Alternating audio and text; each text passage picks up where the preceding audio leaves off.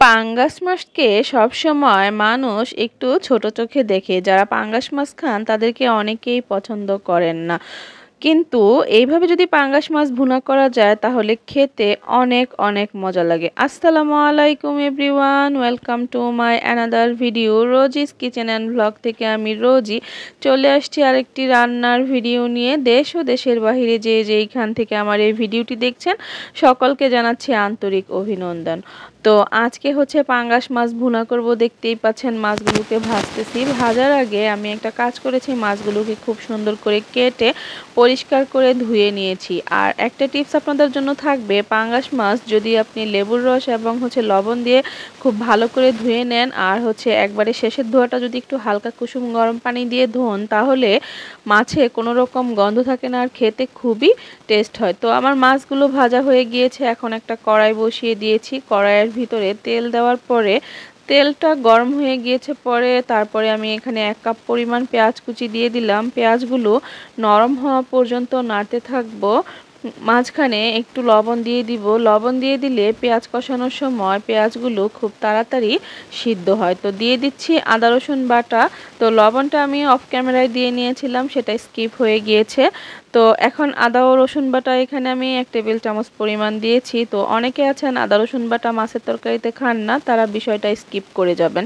তারপরে এখানে দিয়েছি হলুদ মরিচ ও হচ্ছে ধনিয়ার গুঁড়া। এখানে হচ্ছে 1.5 চামচের মতো আমি দিয়েছি হচ্ছে হলুদ মরিচ ও ধনিয়ার গুঁড়া ও সামান্য পানি দিয়ে আমি মশলাটাকে খুব সুন্দর করে কষিয়ে নিচ্ছি। মশলা যত বেশি সুন্দর করে কষানো হবে তরকারি খেতে তত বেশি টেস্ট হবে। আর পাঙ্গাস মাছ যেহেতু ভুনা করব তাই একটু দারচিনি দিয়ে দিলাম।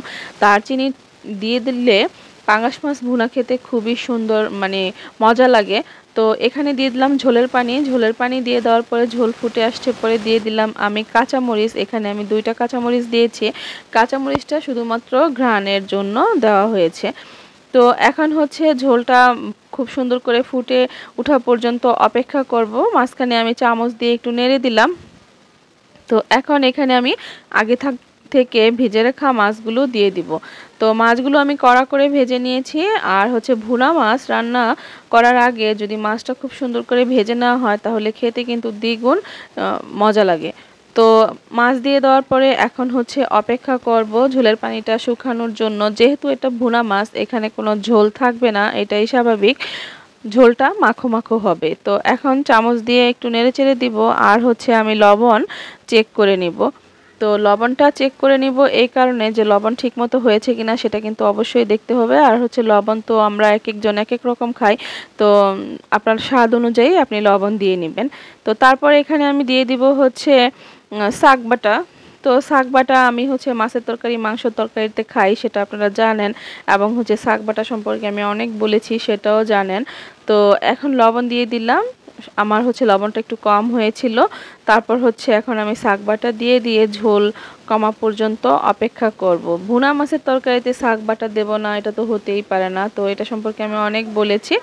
তো এখন হচ্ছে আমার রান্না হয়ে গিয়েছে, ঝোলটা কমে গিয়েছে। এখন আমি হচ্ছে পরিবেশন করে নিব একটা বাটিতে। তো দেখেন রান্নাটা কত সুন্দর হয়েছে। তো যারা যারা আমার ভিডিওটি এতক্ষণ ধৈর্য সহকারে দেখছেন তাদের সকলকে জানাচ্ছি আন্তরিক অভিনন্দন, এবং হচ্ছে আমার ভিডিও ভালো লেগে থাকলে অবশ্যই একটা লাইক, একটা কমেন্ট এবং একটা শেয়ার করে দিবেন। আপনারা কোন ধরনের ভিডিও দেখতে চান সেটা কিন্তু অবশ্যই কমেন্টের মাধ্যমে জানাতে পারেন আমাকে। তো আপনারা যদি কমেন্ট করেন তাহলে হচ্ছে আমার ভিডিও বানাতে ভালো লাগে, এবং হচ্ছে মানে আমার অডিয়েন্স আমার কাছে কোন ধরনের ভিডিও দেখতে চায় এটা যদি আমি জানতে পারি তাহলে হচ্ছে আমার জন্য ভিডিও বানানোটা সহজ হয়ে যায়। তো আজকের মতো আল্লাহ হাফেজ, সকলে ভালো থাকবেন। আসসালামু আলাইকুম।